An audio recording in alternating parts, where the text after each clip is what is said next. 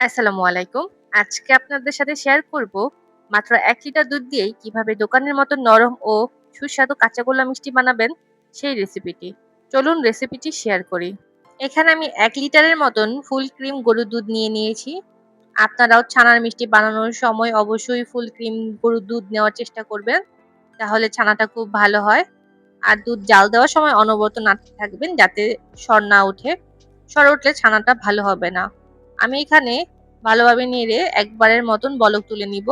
তারপর এখানে আমি একটা মিশ্রণ দিয়ে দিব। সেটা হচ্ছে ২ টেবিল চামচ ভিনেগারের সাথে ২ টেবিল চামচ পানি মিশিয়ে সেই মিশ্রণটি দিয়ে দিব।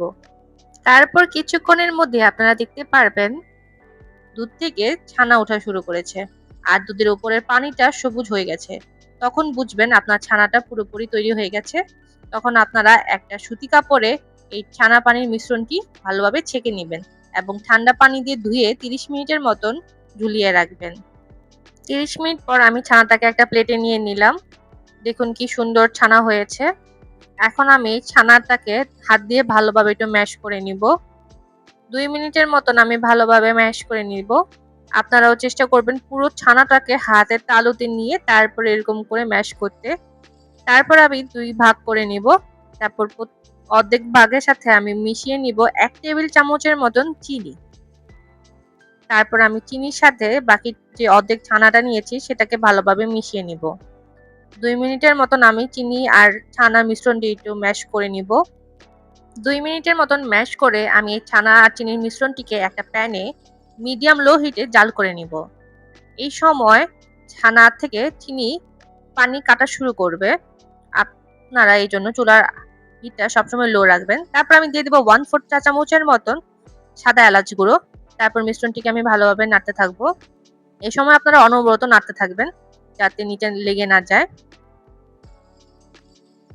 তারপর আমি দিয়ে দিব এখানে ৪ টেবিল চামচের মতন কনডেন্স মিল্ক।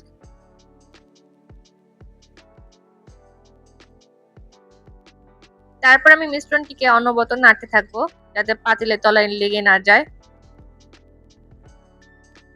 ভালোভাবে নাড়াচাড়া করে পুরো ছানা আর কনডেন্স মিল্কটাকে আমি ভালোভাবে মিশিয়ে নিব।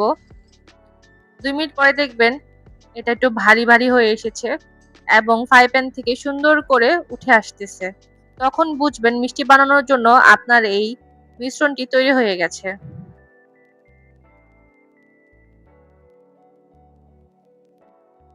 এই তো দেখুন আমার মিশ্রণটি পুরোপুরি তৈরি হয়ে গেছে। এখন আমি এই মিশ্রণটিকে উঠিয়ে একটা প্যানে ঠান্ডা করতে দিয়ে দিব। তো ২-৩ মিনিটের মতন রাখার পর যখন দেখব হাতে সহনশীল হয়ে গেছে তখন ওই মিশ্রণটির সাথে আমি আগের বাকি যে অর্ধেক ছানাটা রেখে দিয়েছিলাম সেই ছানাটা ভালোভাবে মাখিয়ে নিব।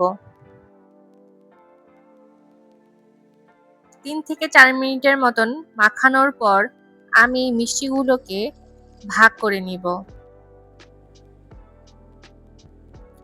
এখানে আমি ৬ টা ভাগ করে নিয়েছি। তারপর আমি মিষ্টিগুলোকে হাতে শেপ দিয়ে নিব। তার জন্য আমি হাতে ঘি দিয়ে তারপর মিষ্টিগুলোকে ভালোভাবে গোল করে নিব। কিছুক্ষণ গোল করার পর দেখুন কি সুন্দর রাউন্ড হয়ে গেছে। এরকম করে আমি যে বাকি ৬ টা মিষ্টি ছিল সবগুলোকে একটা রাউন্ড শেপ দিয়ে নিব। তারপর আমি এই মিষ্টিগুলোকে দুধে কোট করে নিব। আপনারা চাইলে মাওয়াতেও গড়িয়ে নিতে পারেন। আমি খুব সহজভাবে বানিয়ে দেখাচ্ছি তাই জন্য আমি গুঁড়ো দুধে মিষ্টিগুলোকে গড়িয়ে নিলাম। একে একে আমি ৬ টা মিষ্টিগুলোকেই গুঁড়ো দুধে ভালোভাবে মাখিয়ে নিব।